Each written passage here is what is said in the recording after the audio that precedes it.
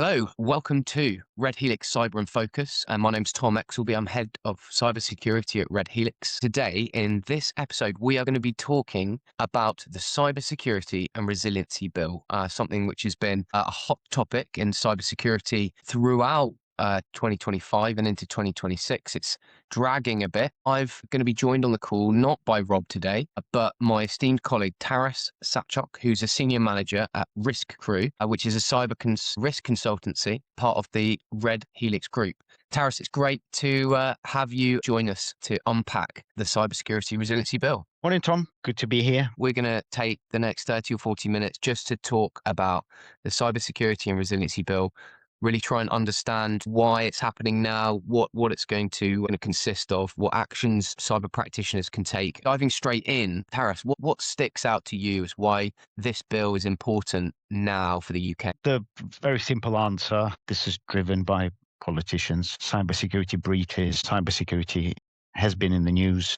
Everyone has seen news about Marks and Spencer's, Harrods, Jaguar, Land Rover. It's become clear that it has to be addressed. There is a regulation currently in place, which is from 2018. The EU have updated their version called NIS2 last year. Part of the driver for the UK government and the UK is, number one, update the regulation so that it meets the current environment. In the notes for this bill, the UK government estimates that it's costing the economy around 14.7 billion per year in cyber breaches. The one that sticks in my head, Jaguar Land Rover, was at 0.2% of GDP. It might have been combined. When you're talking in terms of percentage points of GDP, that's serious. Taking one step back, it's that geopolitical situation of actually we've got to make sure our economy is secure against cyber threats, because we're not just talking about cyber criminals, but we're also talking about advanced persistent threats such as on the geopolitical stage. That only seems to be increasing in challenge, and it's the government saying, look, enough's enough. It's time to really take heed of what businesses need to be responsible for, not just for their own prosperity, but also for the broader security of the economy. That's what sticks in my head about, taking that step back and securing the UK writ large from an economic perspective. In the bill, you can see throughout the recognition that it's when, not if. So the focus is on resiliency and preparedness and demonstrating for the businesses that they are prepared and resilient, as well being a bit more prescriptive, increasing the scope of the regulation, updating the regulation. That's what the wider industry is working towards. It's all well and good having the best EDR tool, but if you're not prepared to deal with an incident, you've not got a comprehensive recovery plan, and you're not thinking it's a case of when, not if, then you haven't created that level of resilience that's required, especially given the pace of change of threats. That's escalated so quickly. Even in the last year, the resiliency piece is really important. Before we move on to sort of what the bill's going to cover, it's important to note that this doesn't cover the public sector. That's dealt with separately, the government cyber action plan. Have you seen much on that yet? No, the coverage and the expectation is it will be guided by NCSC because that's the oversight body. NCSC issued frameworks such as Cyber Essentials, such as the 10 security points, and then government security policy framework, but that's usually specific for departments or maybe industries.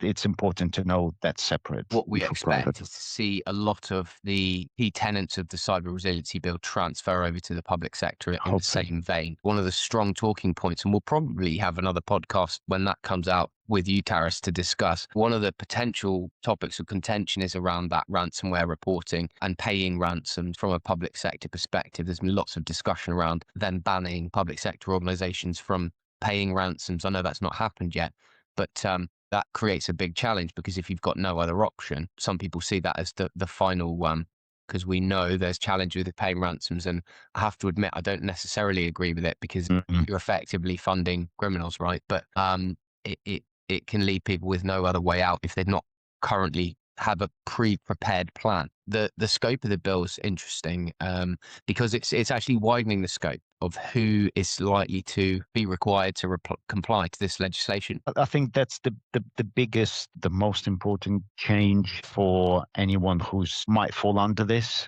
or is thinking, would the new bill cover them, is the scope change versus NIS 2018. Now, managed service providers will be covered. Cybersecurity resilience bill should bring medium and large managed services providers into scope. Under the current regulation, they're not explicitly captured.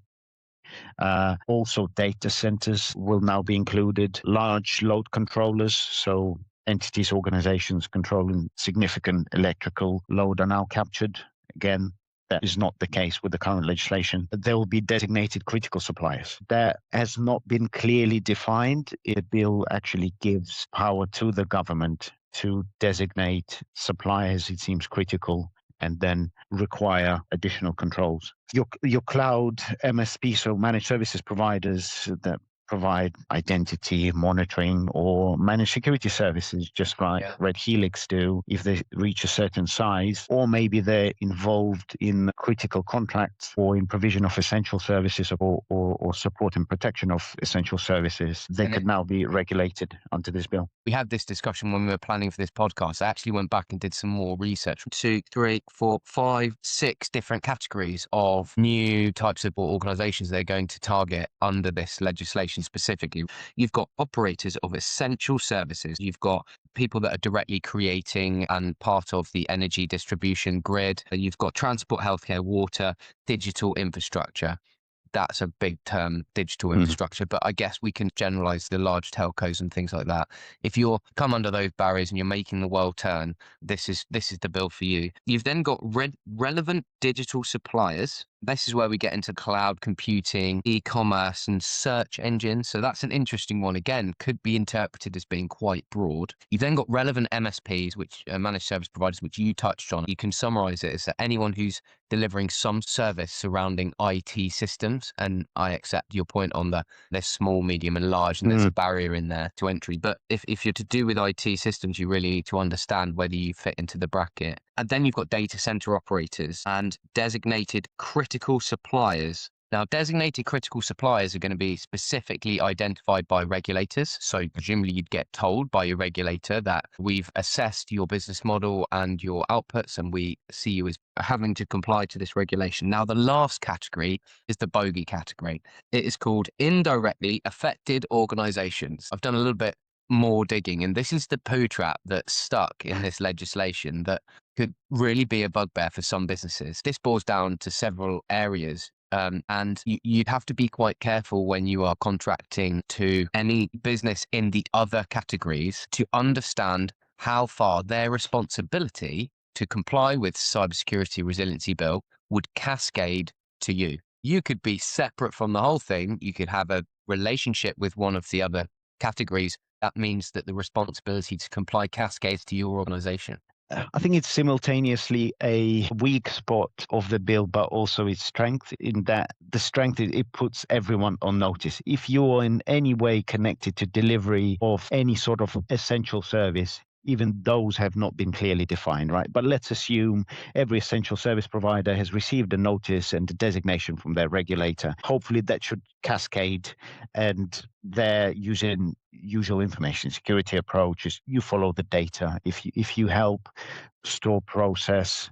data that's involved in the delivery of that service, the bill might apply to you. So it puts everyone on notice until you're designated or until government, through second-tier legislation and supporting acts and standards, whatever form they might take, clarifies a lot of these areas and thresholds and size definitions. We won't know. Everyone's on notice, especially on the board level, that there might be requirements. It's very difficult to say at this stage, and probably even after the bill hopefully passes and is enacted, until we get the supporting second-tier legislation, which spells out these requirements more clearly, people, organizations won't know if the bill applies to them. That's its weakness. If you compare it to NIS2 in EU, they have a huge menu of industry-specific, sector-specific anyone involved in manufacturing of medical appliances, for example, waste collection, manufacturing and engineering of computer components. So we'll touch upon it in more detail between the current European legislation and the UK's. It's wider, it's more vague. On the one hand, it gives more options to the regulator, but then you're dependent on enforcement and you're dependent on second tier legislation. So what's to come and how this bill will be interpreted and applied. It's going to be fascinating to see how they define and list, those areas that need to comply under that last category, because it could be particularly broad. Service providers or even manufacturers, to the energy sector or healthcare, they could suddenly find themselves being on that list. It'll be really interesting to see how that develops. Definitely a point to watch as the bill progresses. It's probably worth noting the bill is currently sat in the House of Lords. It's gone through the first reading, the second reading in the Commons. It will go to the House of Lords. They will then have a first reading, second reading, and then it goes back to the Commons. And then there's the ping pong between the two until they can agree on a draft, which then progresses forwards. We're potentially still a good few months away from this actually being agreed, but it's good that we're talking about it now, because hopefully it starts reading people into what's coming, but also as we go on to now, the other changes the bill are likely to bring to these industries that we just spoke about that are going to be impacted. Really, it's resilience and recovery, the big focus areas. That's the big difference. So the expectation is that organizations now must demonstrate not just how they manage risk, but how they can keep the services running or recover from incidents and breaches. So in our industry, we've adopted that stance a while ago. It's a matter of when, not if. It's good to see this reflected in this bill. It will be up to organizations to demonstrate how prepared they are to, first of all, manage incidents, everything from reporting to internal assessment, impact assessments, reporting it externally, internally, assessing potential impacts. That ties into this emphasis on continuity and resilience. It's important to point out that businesses will now be required to assess and demonstrate and notify the regulator of potential adverse effects, not post factum. We've had a breach, we were able to stop it, therefore it's not a big thing because we were able to contain it. At the point of breach happening or being suspected, the organizations will be expected to consider the potential, notify the regulator based on that prepare scenario. So it's a shift in focus and a shift in thinking, is almost considering worst case scenario. It's very difficult as any incident is happening to correctly assess the potential impacts. The posture is to think of the worst case scenario, how it could affect the services you're providing, any suppliers, any customers you're supporting, and based on that, then issue notification to either the government or any third parties you're connected to. There's some really closed timelines that are specified against those. I think it's 24 hours for early notification. That is a tight timeline. If you're having a cyber incident, or you suspect a cyber incident, it does not give you long to clarify your position, gather some initial data. This is only the initial early warning notification, but also start to really have an understanding as to how you're going to broadcast this, because that initial notification that could potentially be presented on a government website when you upload it, which would be in line with the broader tenets of the bill, which is we've got to build, strengthen the cybersecurity of the economy. If one of your key suppliers is having a cybersecurity event, you want to understand what's going on and be able to take positive action to prepare yourselves or protect your systems or confirm you're not infected or under attack. That leads on to the preparedness that this bill talks about. There's the follow-up report a few days later, providing the full report of what's happened. Organizations are going to have a detailed plan as to how they're going to create that and the right relationships in place so that they're going to be able to instigate the right sort of services and recovery solutions. Yes, I think the expectation is it's a two-stage reporting mechanism. So the 24-hour window is exactly for that initial notification. And at the moment, it will be just a report to NCSC or the regulator saying,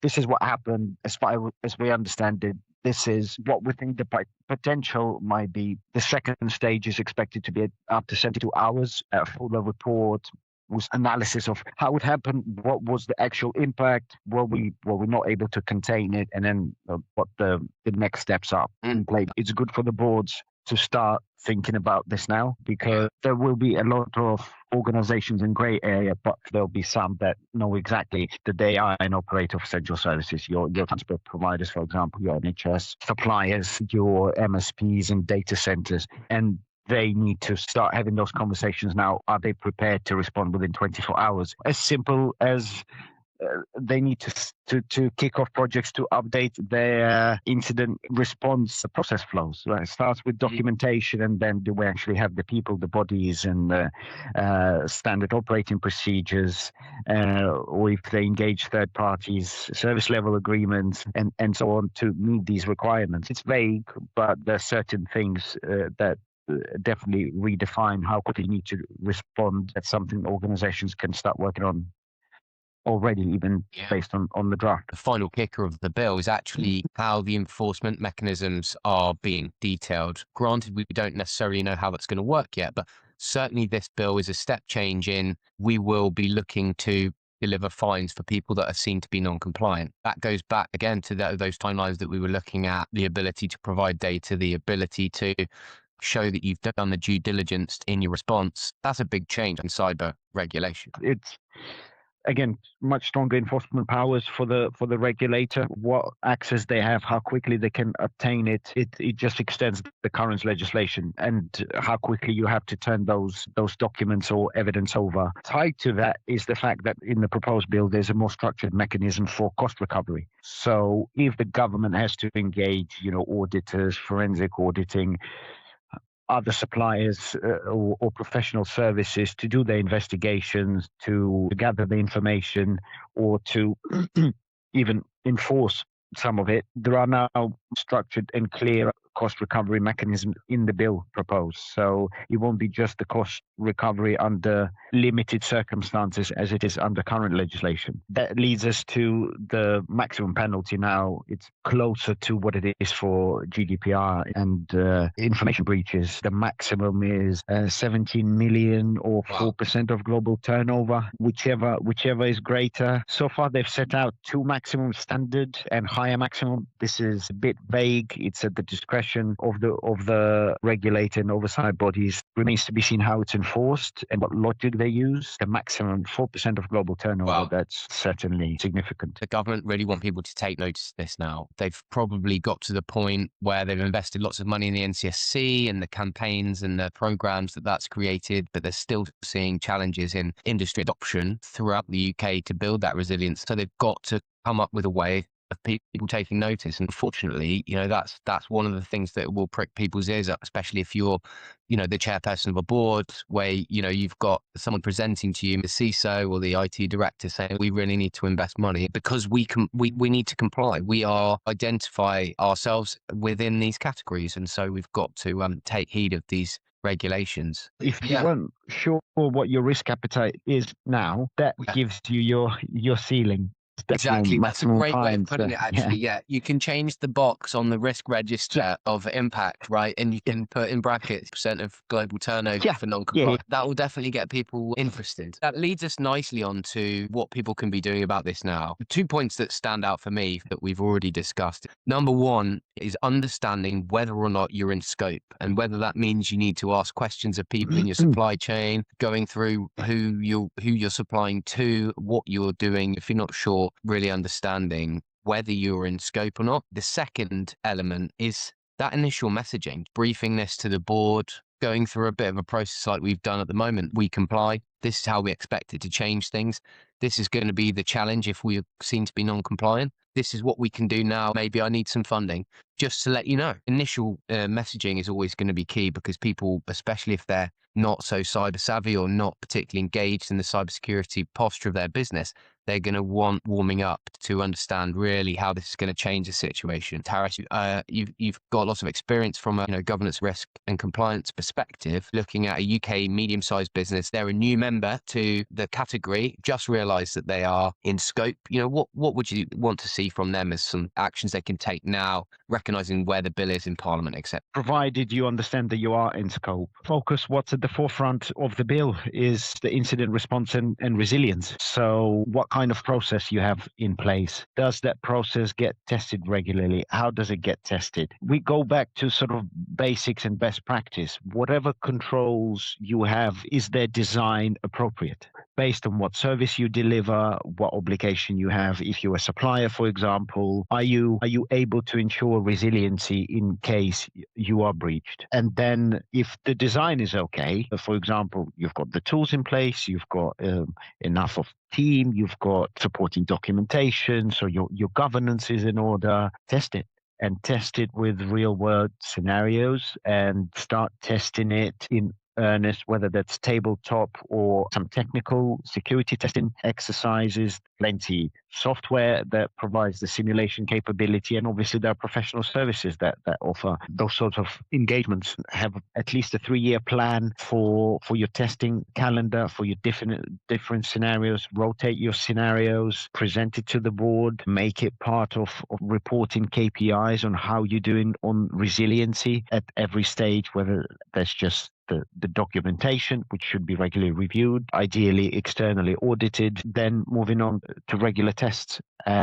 What your critical systems are, where's your data handled, how is that protected in case of ransomware, in case of denial of service, in case of even physical location becoming unavailable. Environmental threats they've been added as an important category in the updated ISO 27001 framework. Is something all businesses are now required if trying to achieve that certification, to think of environmental threats depending on what area you live. In addition to business continuity and disaster recovery and incident response, pay attention to your supply due diligence. Quite often it's an overlooked area. People fall into a trap of just using a tool, ticking the boxes. Does your supplier have a certification? That's a tick. No one looks at the scope of that certification, and i.e., does that security certification cover actually the services that supplier is delivering to you? You have to do your own threat and risk assessment on the suppliers that are critical to the service that you deliver. If I'm delivering a service, I will be asked those questions from either an operator of essential services or the government department, and I should then pass it on to my suppliers that are relevant to. That sometimes involves additional investment in skill, in personnel, because quite often it is manual work. It is reviewing documentation, not just ticking a box in a form, but actually reading the results of testing, of audit certificates, and so on. Conducting internal audits yourself if you have doubts about the evidence that you're seeing. So those are the two big focus areas. For both of those, this needs to be escalated, and the board needs to be engaged and staying on top of those metrics. Just teasing on that board perspective, there's got to be that ownership, right? You've got to find that champion who sits around the table, and if you're the cyber practitioner, security practitioner, you're not represented on the board. You've got to find that person who's going to champion your cause. Going back slightly to the supply chain discussion, it's a front of mind topic in the industry, most recently in the UK because of all these incidents that we've seen where ransomware has moved from someone in the supply chain through maybe an identity attack vector to create a large GDP challenging incident. It crops up in other compliance standards, but seeing it crop up here again, it's so challenging to be able to do that. There's tools that we can deploy now that are able to give more focus on risk, but it's still down to internal risk management processes and procedures to look at the businesses that you're working with and say, do they share our information security positive mindset? Do they have a proactive approach to securing their environment and our work with them? It really is that challenging. Going back to designing the controls, do you have the team in place who can supply due diligence and can deal with the volume of supply due diligence? Is the team qualified to assess the risk each supplier poses? Do they have enough tools at their disposal to automate some of these tasks? Do they understand that it's not just filing certificates or form supply due diligence onboarding? Someone has to review those answers, dig into those answers, and have a more hands-on approach rather than just filling out forms and filing it, which is all time consuming. This bill makes it clear that there is no easy way around it, because if you haven't queried the scope of your suppliers, I don't know, ISO 27001, Cyber Essentials, or SOC 2 certifications, which you're using to fill your supplier due diligence questionnaire and immediately mark your supplier as lower risk or medium risk because they are ISO, SOC 2, whatever it is, certified. Um, have a process in place to regularly review those answers and review that approach, maybe do spot audits that will at least demonstrate to the regulator that you've taken it seriously. You're not just relying on the tool or relying on the template questionnaire, but you're trying to accurately assess the risks as much as you can. I think it's all proportionate. If you're a small business or a business that's in scope, you're a single point of failure in the manufacture of some healthcare equipment or something, it'll be very clear to them if you've put in an appropriate amount of effort. If you're a big enterprise organization and you've spent £2,000 on your supply chain risk management, then people are going to be raising eyebrows. But it's got to be that proportionate level of effort. In other compliance standards, that's similar as well. There's a proportionate amount of effort you need to put into the measures and controls that you use to achieve this. How would you explain that to someone who's saying, well, how much effort do I? Because supply chain risk management could be infinite, right? Yeah. How do you quantify that for someone who runs a business? Always start with your own requirements and how those have been communicated to your suppliers and the underlying documentation for your services. So have you put that requirement in your contractual? That's the first. Number two is all about risk. No matter how many suppliers you have, there'll be a handful that are high or critical to you according to your risk classification. For those, you should pay more attention, have a due diligence program, steps that you're looking to cover, and review that work is being done, not annually when you do your internal audit, but we're moving into second line of defense control monitoring. Make it more frequent. Put in processes in place to monitor how well you do supplier due diligence. If you have a process in place to review, is your current process working? Are you behind on reviewing suppliers? Have you reviewed all of your high and critical suppliers within at least 12 months? If you're not behind, if files are populated, answers are populated, then you're at an appropriate level. If you discover, oh, we're missing things for this supplier, we haven't even gotten to X supplier, then clearly you need to change it. You need to implement changes, either that's people or technology that needs to be brought in. There is no other way to determine, and this is our sort of biased information security consultancy view, to determine how effective your controls and operation of your controls is outside of testing. It doesn't mean security testing, penetration testing. It's some sort of audit, some sort of review, and it could be internal. You could tabletop exercise stuff with your suppliers as well, couldn't you? Absolutely, and it could be internal, it could be external, as long as you address those areas based on risk. That's a good starting point, and that will provide answers by itself, because things will start coming out once you regularly do those exercises and have those conversations with your suppliers. For some businesses, this is going to be a mountain to climb, right? Because they may not have been delivering that level of due diligence before. But we've gone through things that people can start doing now. We've listed a lot of things that we still don't understand. That was going to be the last thing that I wanted to cover. The bill's still in its early stages of going through Parliament and could still get changed quite considerably by either of the houses.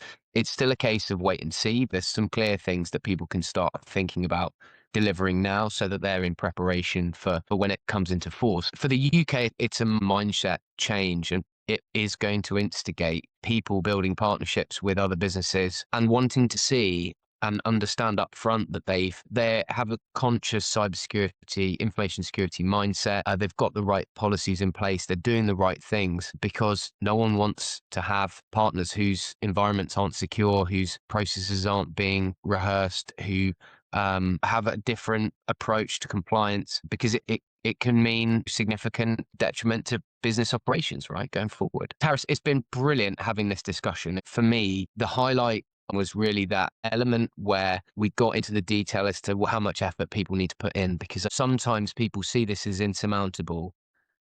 And it might be, if you've not already got the right mindset within the business, maybe this is the impetus to build that right mindset, because the government's going to support an IT leader who's trying to get their board engaged in this. From your perspective, what really stands out, and what would you say to that business who's looking at this and thinking, holy smokes, we need to get our act together? The good news is there's plenty of information and best practice and support out there. Even compared to 2018, when the first regulation came out, we've now got cyber assessment frameworks, NCSC, have got a wealth of information. So no matter your size, obviously that's resource and time that you need to invest, but there's very clear guidance on how you can address each area. With the support of LLMs and the people having chat GPTs at their fingertips, it's very easy for existing team members, whether that's IT or information security. Maybe you don't have a GRC, governance, risk and compliance team. It's very easy for people to uplift their knowledge and find the resources. The highlight of what I'm happy that's in the bill is the shift of that mindset,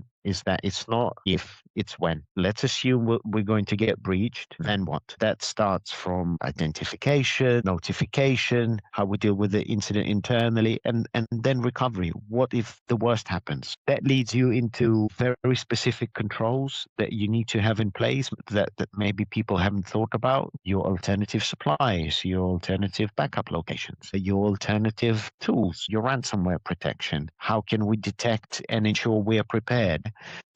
Even if you're not going for some sort of certification, ISO 27001, or you name it, this bill requires you to put those controls in place, even if your target is not to be compliant with something. It's about risk management and it's about resilience. Have you identified the risks? Have you identified your risk appetite? Like you said at the beginning, Tom, is there a risk owner, which should always be the board? They're the owners, and it cascades down who manages that risk. Do you have that in place? Your risk owners, have you identified your risks and what are you doing about them? So that puts into focus that it's no longer about compliance. If it hopefully becomes the law, there are very clear consequences. The government has very clear powers now how to enforce and demand evidence. Start with assessing where your gaps are. If you are in scope, are you prepared? Run through scenarios. Any scenario, any audit will highlight some sort of findings, area for improvement. Brilliant.